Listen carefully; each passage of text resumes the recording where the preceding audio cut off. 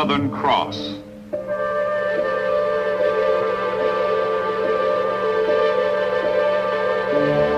Somewhere in the South Atlantic, somewhere in the majestic waters which separate the continents of Africa and South America, a German submarine keeps a secret rendezvous. With supplies exhausted after weeks of preying on Allied shipping, the U-boat makes contact with a supply submarine, a milk cow, from which it will take on fuel, food, ammunition. Fattened and refreshed, fighting submarines range farther, strike oftener, hit harder without having to return to base. The South Atlantic is now a battleground.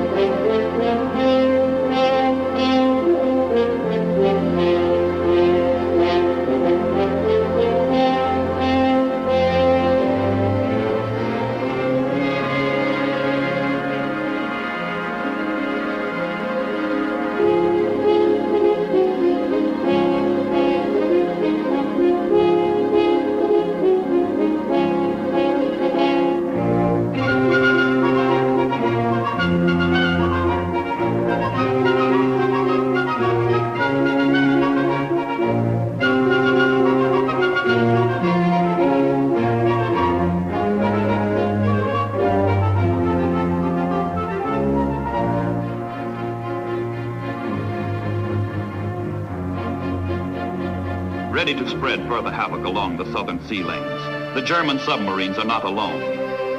Through these waters runs Germany's only link with her Oriental partner. The Japanese Empire sends its submarines through the South Atlantic to demonstrate to blockaded Germany its loyalty to the common cause, fascism.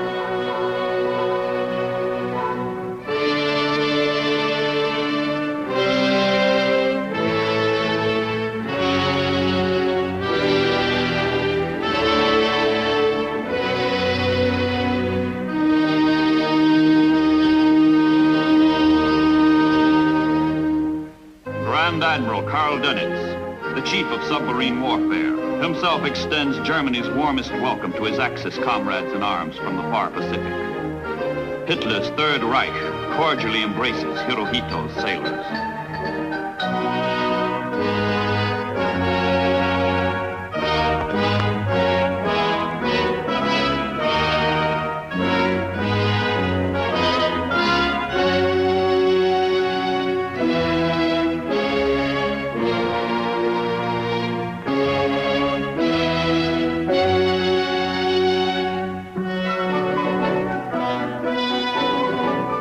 For the German Navy, war has come 5 years too soon. Hitler's admirals have long dreamed of a mighty surface fleet capable of sweeping Great Britain from the seas. But Adolf Hitler, impatient for his war, has not given his admirals time to build the navy for which they hoped. The German surface ships consist only of 2 old battleships, 10 cruisers, and 3 pocket battleships, which are the pride of the fleet. At the outbreak of war, Hitler summons the captain of his finest pocket battleship, the Graf Spee, and orders him to disrupt and destroy enemy merchant shipping by all possible means. The Graf Spee is superbly equipped for her mission. Brilliantly designed, she combines maximum hitting power with the greatest possible speed.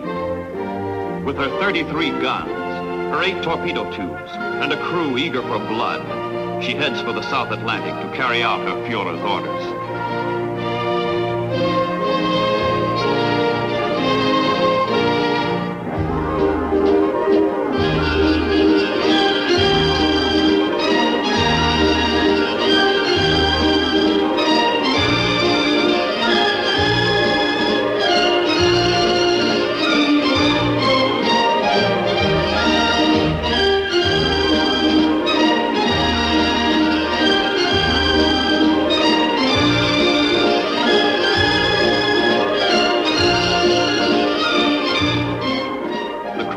Graf Spee is wildly successful.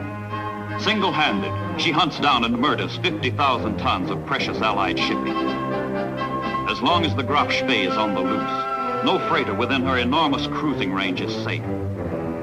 Let any merchant ship run afoul of her, and that ship is doomed.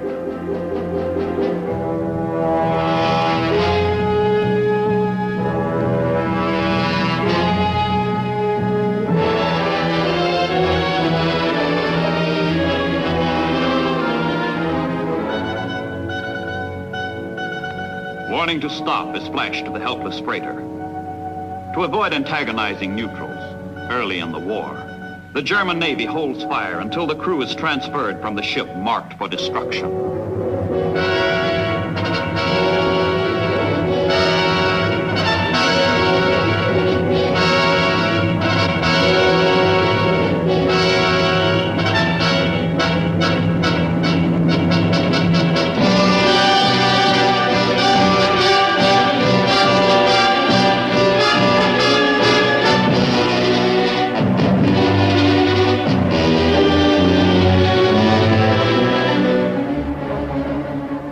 The menace of the Graf Spee overshadows the entire South Atlantic. But the hunter is being hunted. British cruisers, Exeter, Ajax, Achilles, after incessant search, bring the pocket battleship to bay.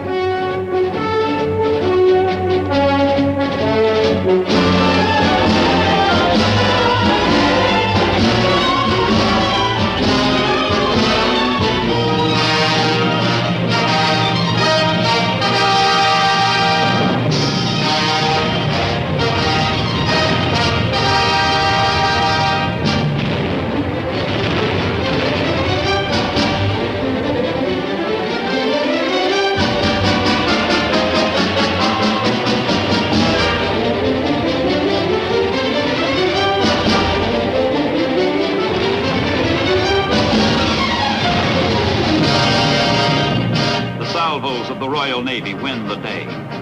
They damage the Graf Spee, but they do not sink her. Crippled and far from base, the German runs for cover.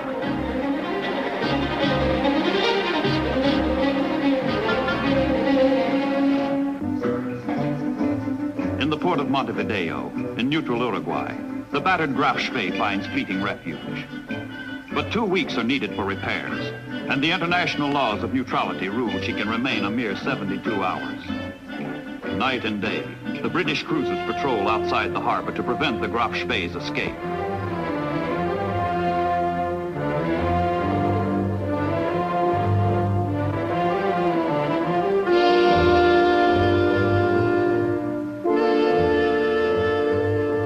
Ashore, the Uruguayan government imposes the strict neutrality rules on the German crew and rejects the desperate pleas of their captain to extend the time limit. The Graf Spee is trapped. She cannot remain, cannot escape.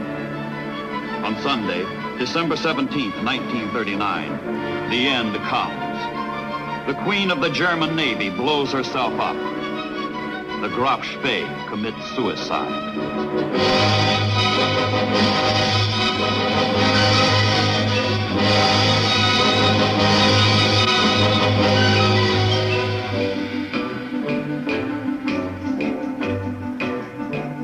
But Axis warships are not alone in menacing the free world below the Tropic of Cancer.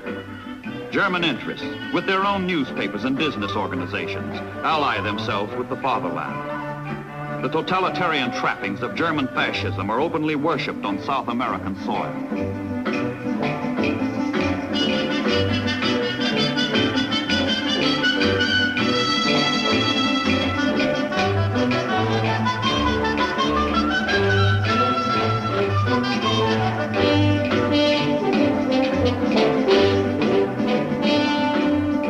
Fascism even threatens the Caribbean.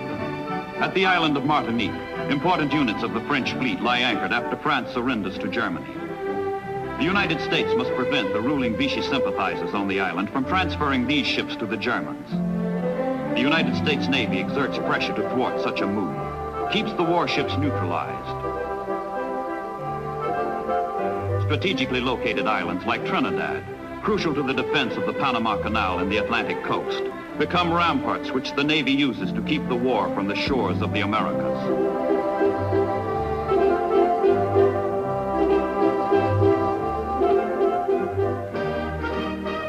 Trinidad's naval operating base begins functioning in August 1941. When the United States enters the war, Trinidad is a keystone in the Southern convoy system and anti-submarine warfare. Under Rear Admiral Hoover, commander of the Caribbean sea frontier, the Navy relentlessly polices southern waters.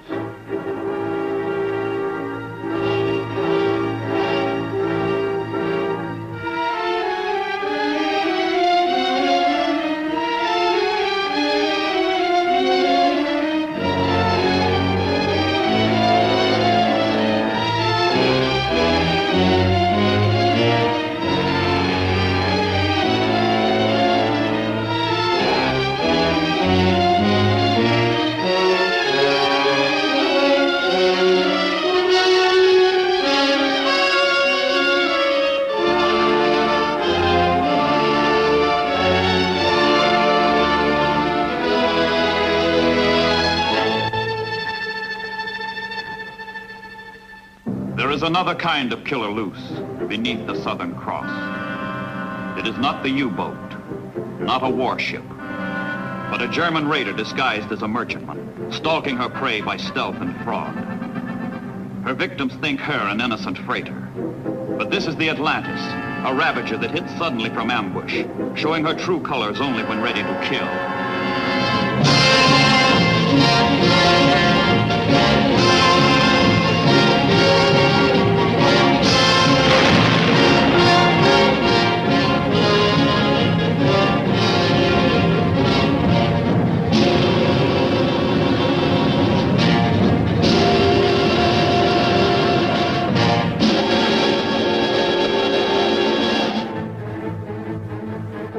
The Atlantis, a masked assassin of the sea, killer in mufti. Already she has slaughtered 20 ships, but she prowls for more.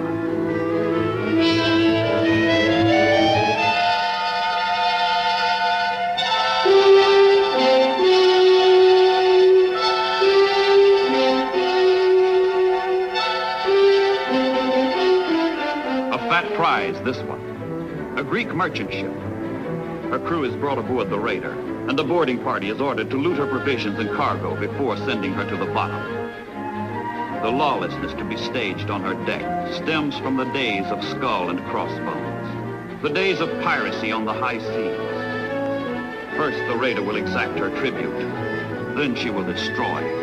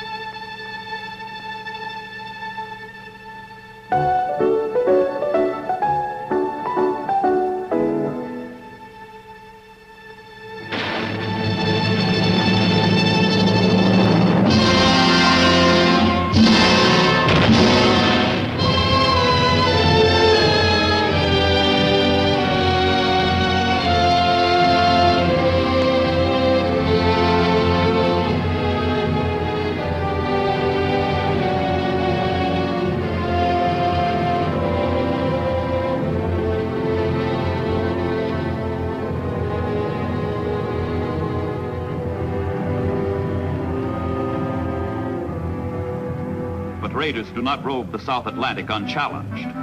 His Majesty's cruiser, Devonshire, sweeps far and wide to flush them out of these remote, vital waters, which feed the world's major ocean arteries.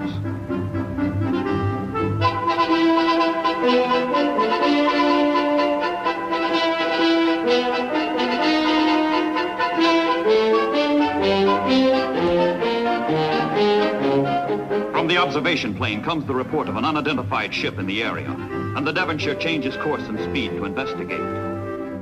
Is it friend or is it foe? The Devonshire must make sure before opening fire. The unknown ship maneuvers suspiciously, and the cruiser is alerted for action.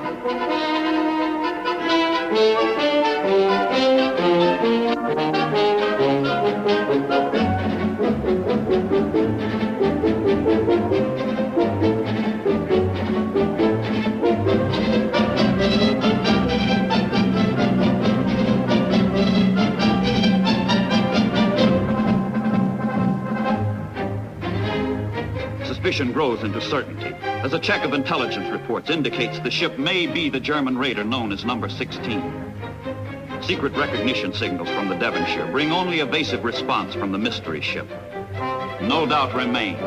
This is no friend, no innocent freighter. This is the raider Atlantis.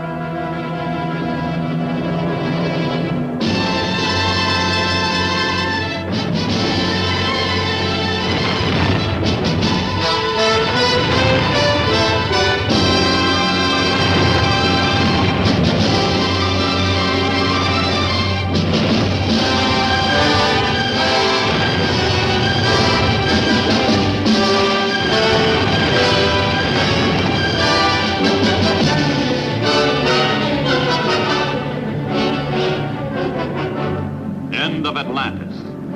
Death of a raider. Devonshire cannot stay to rescue survivors. For wherever a German raider is, there also are German submarines.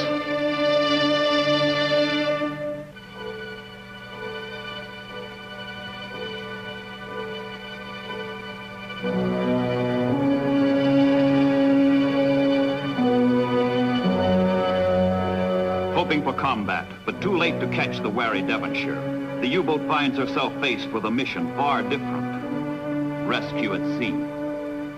For surviving crewmen of the Atlantis and the captured Allied seamen from her victims, the providential appearance of the submarine means sudden salvation.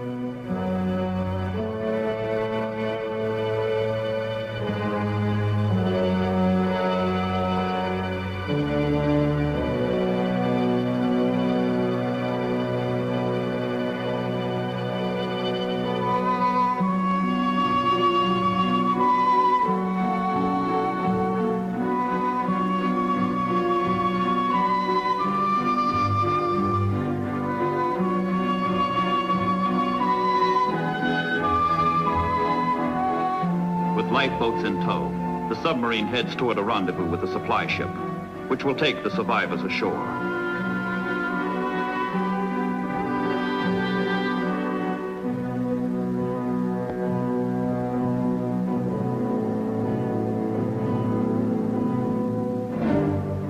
Halfway between Africa and South America, midway in the South Atlantic, Ascension Island, a barren slab of volcanic rock, transformed by a freak of war into a militant center. American engineers transform this isolated English possession into a hornet's nest for the enemy, a haven for friends.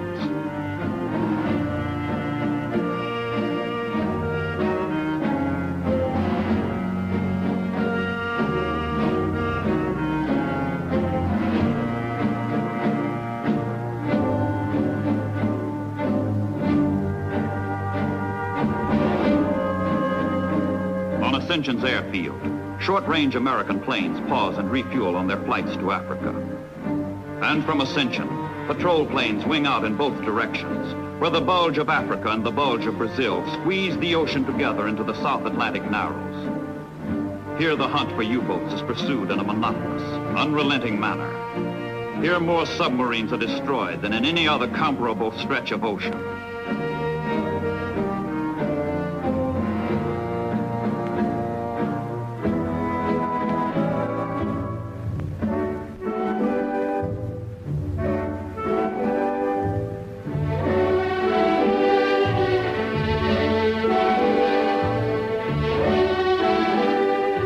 There is a saying, Deus é brasileiro, God is a Brazilian, because he has favored the land so lavishly. In August of 1942, Brazil joins the Allies in fighting the aggression that imperils the two Americas alike. The navies of Brazil and the United States have long worked together. Under the overall direction of Vice Admiral Jonas Ingram, commander of the United States Fourth Fleet, the resources, bases, manpower, and the training of the two great republics are pooled into one single, splendid cooperative effort.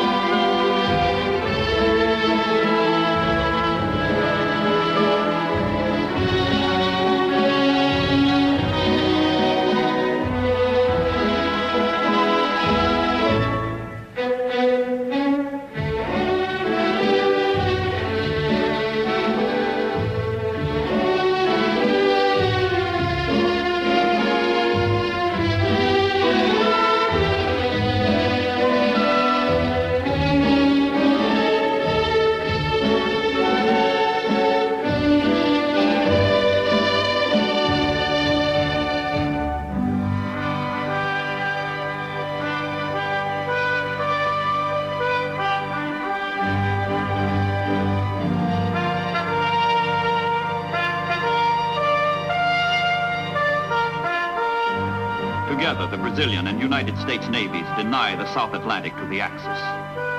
The impact of sea power here is felt afar in the African desert, where 500 Sherman tanks, convoyed safely through the Narrows, turn the tide of battle at El Alamein.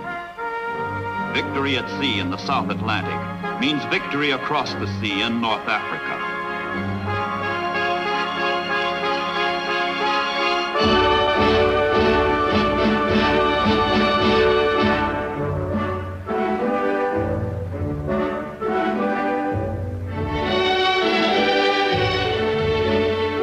From bases like Natal, Cape San Roque, Recife, Fortaleza, Belém, bases on the bulge of Brazil, the Navy sends up its aircraft to scan the aquamarine waters of the southern hemisphere. The blimps are the first of their kind to cross the equator. Their steady, patient patrols add another dimension to convoy protection.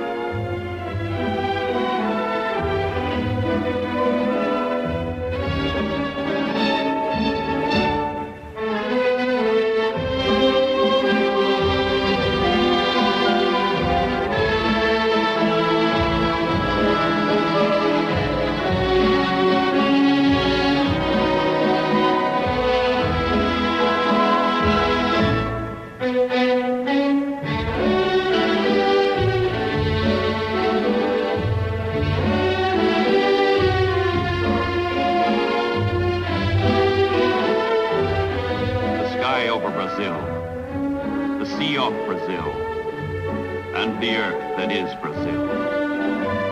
Remote from any front, deep in the valley of the Amazon, Brazilians harvest the product without which wars cannot be won: rubber.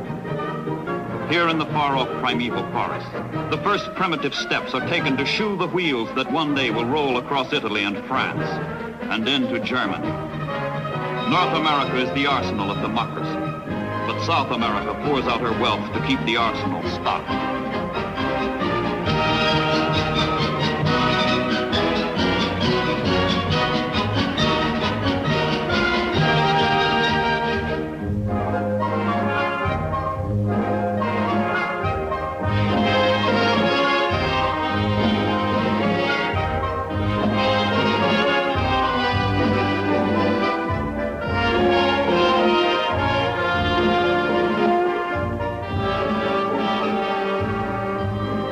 Convoys come through, bearing the wealth of the Southern Hemisphere. Refusing to pay 1 cent for tribute, but willing to spend millions for defense, the American republics have swept from the ocean highways of the South Atlantic their common foe. Spread wide across the sea, guarded by the might of nations which can fight side by side because they have learned to live side by side, the ships stream toward their goal: Allied victory.